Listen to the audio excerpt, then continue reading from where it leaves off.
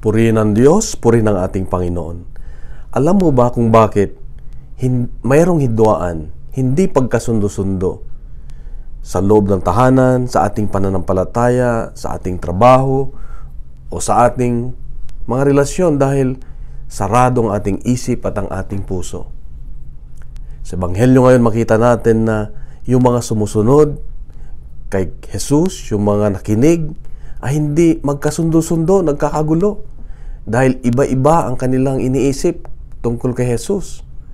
Hindi sila makapaniwala na si Jesus ay nakapagsalita ng may kapangyarihan, ng malalim.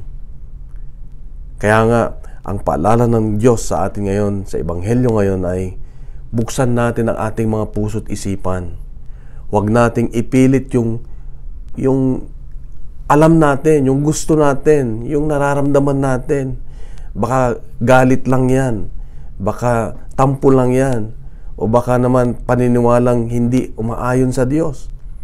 Kaya kailangan natin paganahin natin yung tinatawag na discerning spirit, yung kilatisin natin ng maigi kung ito nga ba, yung naririnig ba natin ay salita ng Diyos o kalooban ng Diyos.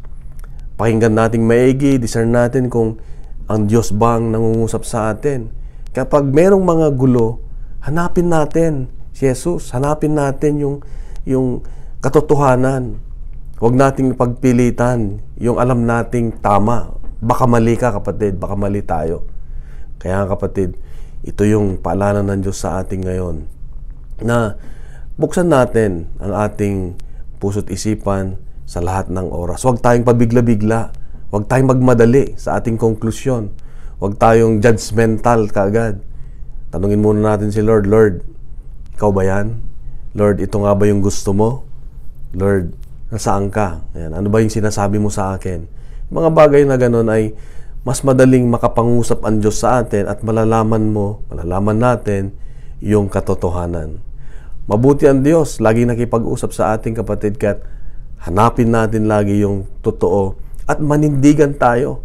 Yung pananampalataya natin, panindigan natin, ipakita natin sa gawa upang ang iba ay makasunod. Ipakita natin ng buong may pagmamahal.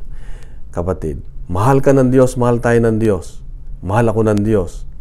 Bukas uli, mayroong magandang mensahe ang Diyos sa atin. Kaya, ang tabayanan, magkita-kita tayo muli. God is good and God bless. God bless.